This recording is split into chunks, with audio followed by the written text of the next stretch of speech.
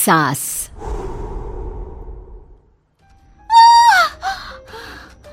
फिर एक सपना, उसके पूरे होने का डर। क्यों ये सब क्यों हो रहा है मेरे साथ? क्यों? प्रीति और उसके सपने, अनकहे अनजाने, कुछ राज समेटे हुए। ये कहानी शुरू होती है बंगाल के एक छोटे से शहर वीरानगंज से, जहाँ प्रीति अपने परिवार के साथ रहती थी। उसे बचपन से ही अजीबोगरीब एहसास हुआ करते थे, जिसके होने की वजह से वो आज तक अनजान थी। क्या हुआ बेटा, तू चीखी क्यों? बड़ी माँ, सपने में एक काले कपड़े पहना आदमी हाथ में खंजर लिए मेरे पीछे भाग रहा था। मैं चीखती हुई भाग रही थी और तभी मेरी नींद टूट गई। वो काले कपड़े वाला आदमी कौन होगा बड़ी माँ? ये सब कुछ नहीं होता बेटा, बस एक सपना था। वो इंसान है हम, तो सपने तो आएंगे ही ना। इन चीजों में दिमाग मत लगाया कर, सो जा। रूपा प्रीति को सांत्वना देकर कमरे से बाहर तो आ जाती है, पर उसका मन भी डर से भर जाता है। इतिहास अपने आप को दोहरा रहा है। हे देवी माँ, मेरी बच्ची की रक्षा करना। अगली सुबह प्रीति रोज की तरह कॉलेज के लिए निकलती है। रास्ते में उसकी नजर हूबहू वैसे ही आदमी पर पड़ती है जिसे उसने सपने में देखा था। उसका चेहरा बिल्कुल काला और आंखें लाल थी। वो अपनी आंखें बड़ी बड़ी कर प्रीति को देखता है। बड़ी माँ मानती ही नहीं है। लो, वही आदमी दिख गया। अब मैं क्या करूं? भगवान मेरी रक्षा करना। प्रीति जैसे ही ये बात कहकर पीछे मुड़ती है, वो आदमी अचानक ही गायब हो जाता है। मेरा हाथ, बहुत जलन हो रही है।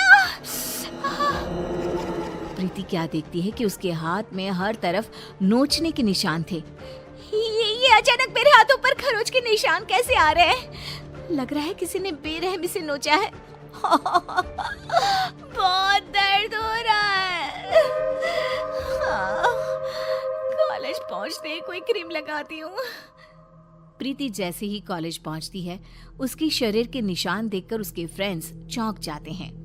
प्रिया कहती है, ये ऐसे खरोच के निशान, लग रहा है किसी जानवर ने नोचा हो। ये कैसे हुआ प्रीति? पता नहीं यार, अचानक ही। ऐसी खरोंचें तो अक्सर किसी बुरे सांप के छूने से आ जाती हैं प्रीति। क्या यार, तू भी इसे डरा रहा है? अरे लग गई होगी कोई चोट। कोई चोट नहीं लगी मुझे। शिवम सही कह रहा है। मुझे रास्ते में एक अनजान शख्स दिखाई दिया और उसे मैंने सपने में भी देखा था। फिर अचानक ही वो कहीं गायब हो गया और मेरे शरीर पर ऐसे निशान आ गए। तुम्हारी बुआ के साथ भी कुछ ऐसा ही हुआ था ना? हाँ, पर मैं नहीं जानती ठीक ठीक कि क्या हुआ था। बट शायद मेरी ही उम्र की रही होंगी। मेरी तरह वो भी घटनाओं के होने से पहले उनको महसूस कर लिया करती थी। फिर एक दिन उन्होंने कुछ देखा और फिर वो कभी उठी ही नहीं। बस इतना ही जानती हूँ मैं। तुम लोग ये सब क्या लेकर बैठ गए? प्रीति को दवा लगा दो पहले, और चलो हम लोग कॉलेज के बाद कहीं घूमने जाते हैं, मजा आएगा। प्रीति का मूड ठीक करने के लिए कॉलेज के बाद सभी घूमने निकल पड़ते हैं। सड़क दोनों तरफ से पेड़ों से घिरी हुई, एक ऐसा सफर जो सबका मन मोह ले। रास्ते में प्रीति की नजर एक हवेली पर पड़ती है। चलो ना, यहीं चलते हैं, खंडर सा भी है, मजा आएगा। पुरानी चीजें देखी नहीं कि प्रीति का मूड चंगा हो ही जाता है। अच्छा है, चलो वहीं चलते हैं।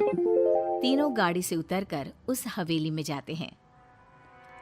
1912। 1912? ये क्या है? पता नहीं, दिमाग में ये नंबर आया। छोड़ो, मैं तो कुछ भी कहते रहती हूँ।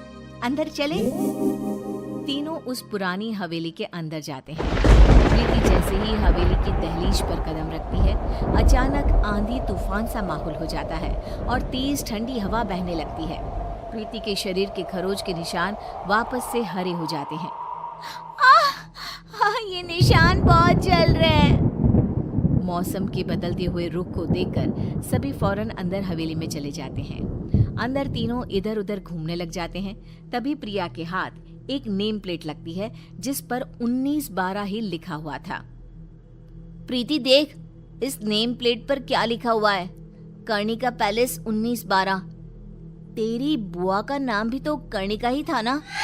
हाँ, मतलब कि ये घर मेरा भी है, पर सबने आज तक ये छुपाया क्यों? तभी प्रीति ऊपर देखती है जहां उसे गैलरी में वही काला साया दिखाई देता है जो प्रीति को देखकर मुस्कुराता है। देखो फ्रेंड्स, वही काला साया है ऊपर। सभी ऊपर देखते हैं पर ऊपर कोई नहीं होता। कहाँ गया? अभी तो यही था। मुझे कुछ एहसास हो रहा है फ्रेंड्स, लगता है मानो इसी हवेली में मैं रही हूँ, पहले, बहुत पहले। तभी अपनी आंखों के सामने प्रीति को कुछ चीज दिखाई देनी शुरू होती है। वो देखती है कि उसकी बुआ उसी अनजान आदमी के साथ कोई तंत्र साधना कर रही है। तुमने जो कहा मैंने किया ना, अब तो मुझे जाने दो ना। नहीं कर्णिका, अब तुम पूरी तरह से मेरी हो।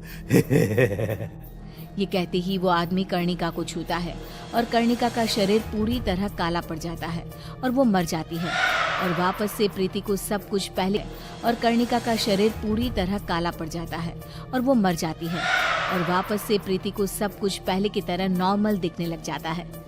ये सब क्या है? बुआ जी क्यों उस आदमी के साथ थी? कौन है वो? तभी शिवम और प्रिया के सामने भी वो अनजान आदमी आ जाता है। कैसी हो कर्णिका?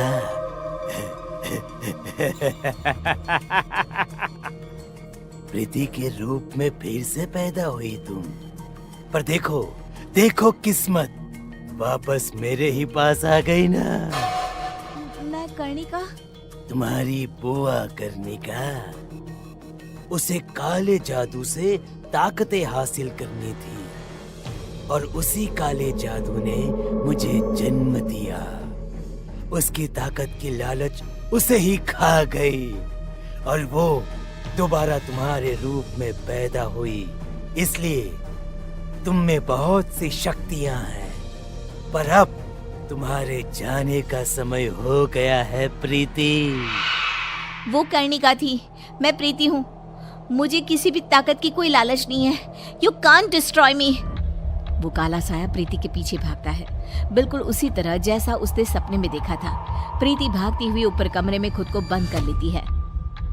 आज मेरा सपना ही मुझे बचाएगा। प्रीति अपने सपने को याद करती हुई कमरे के एक कोने में पड़े एक मटके को निकालकर जमीन पर छोड़ देती है और साया